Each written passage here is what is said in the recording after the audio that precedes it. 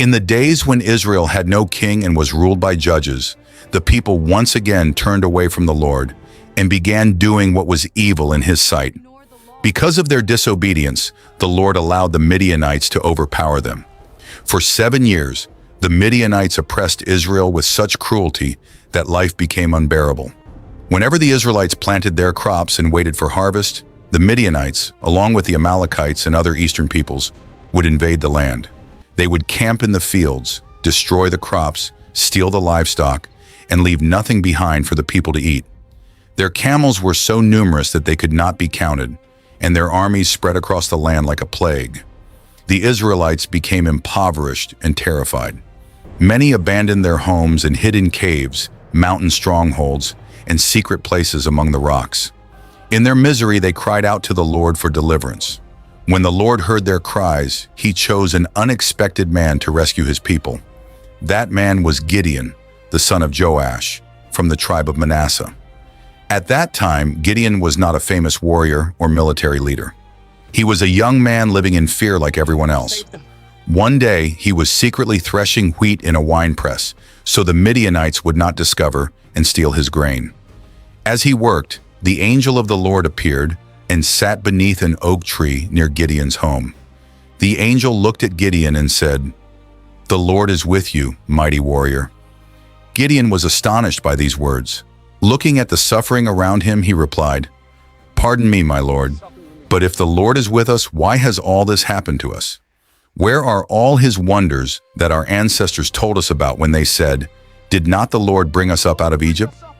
But now the Lord has abandoned us and given us into the hands of Midian." The Lord answered him, "Go in the strength you have and save Israel out of Midian's hand. Am I not sending you?" Still overwhelmed with doubt, Gideon replied, "How can I save Israel? My clan is the weakest in Manasseh, and I am the least in my family." But the Lord said to him, "I will be with you, and you will strike down all the Midianites, leaving none alive." Wanting assurance that this message truly came from God, Gideon prepared an offering of meat and bread and brought it before the angel.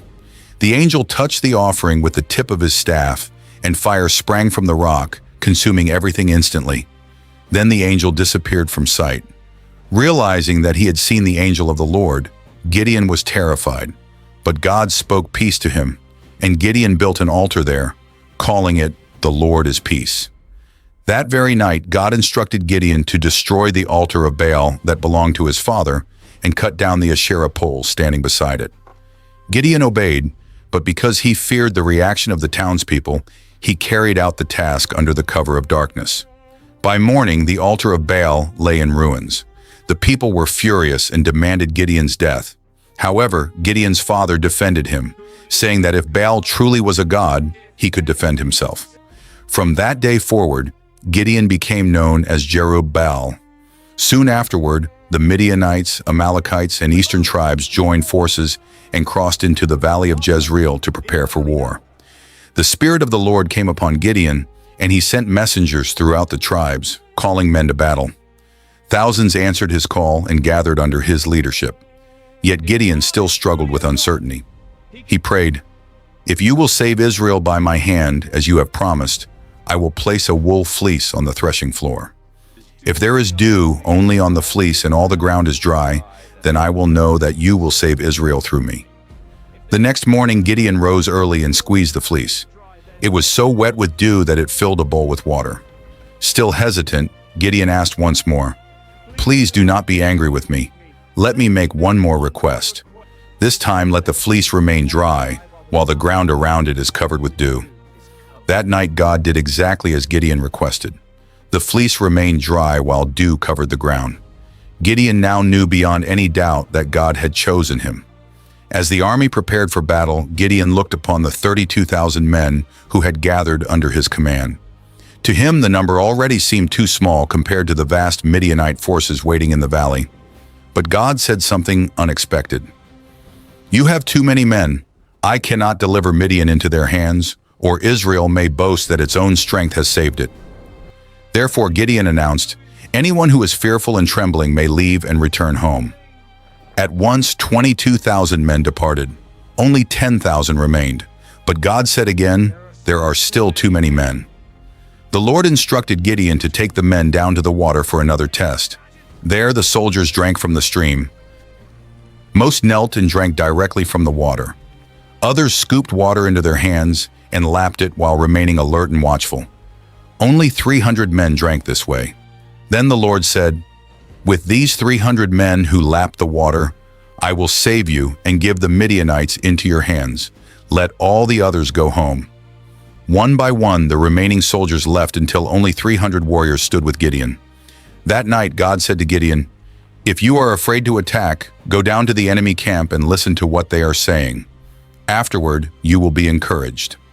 So Gideon and his servant Purah quietly approached the edge of the Midianite camp. The enemy filled the valley below.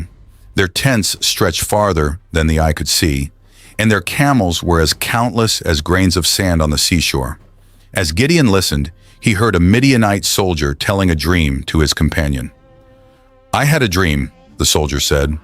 "A loaf of barley bread came tumbling into our camp. It struck a tent with such force that the tent collapsed and lay flat." His companion immediately replied, "This can mean nothing other than the sword of Gideon son of Joash, an Israelite. God has given Midian and the whole camp into his hands." When Gideon heard this, he bowed down and worshiped God. He returned to the Israelite camp filled with confidence and cried out, "Get up! The Lord has given the Midianite camp into your hands." Gideon divided the 300 men into 3 companies. To each man he gave a trumpet and an empty clay jar with a torch hidden inside. Then he instructed them carefully. "Watch me and do exactly as I do. When I reach the edge of the camp, do what I do. When I and all who are with me blow our trumpets, then you must blow your trumpets all around the camp and shout, 'For the Lord and for Gideon.'" Shortly after midnight, when the changing of the guard had just taken place and most of the Midianites were asleep, Gideon and his men reached their positions around the enemy camp. At Gideon's signal, the 300 warriors blew their trumpets.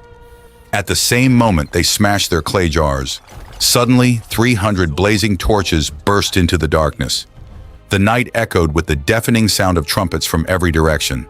Then the warriors shouted with one voice, "A sword for the Lord and for Gideon!" The Midianites awoke in confusion and terror. Flames surrounded them on the hillsides. Trumpets blared from every direction. Believing a massive army had descended upon them, panic spread throughout the camp. In the darkness, unable to recognize friend from foe, the Midianites began attacking one another with their swords. Chaos consumed the camp. Men ran in every direction. Commanders lost control. Fear overcame reason. Soon the mighty Midianite army broke ranks and fled for their lives. As they escaped, Gideon sent messengers throughout Israel. Additional warriors joined the pursuit. The fleeing enemy was chased across rivers and through valleys. Midianite leaders were captured, and their power was shattered forever. The victory was complete. The nation that had suffered for 7 years was finally free. The people of Israel celebrated their deliverance, and Gideon's name became known throughout the land. The man who had once hidden in a winepress, afraid of the enemy, had become God's chosen deliverer. Through 300 faithful warriors, the Lord had defeated an army that seemed impossible to overcome. And from generation to generation, the story of Gideon and the 300 remained a testimony that victory does not come from numbers, strength, or human power alone, but from faith, obedience, and trust in God.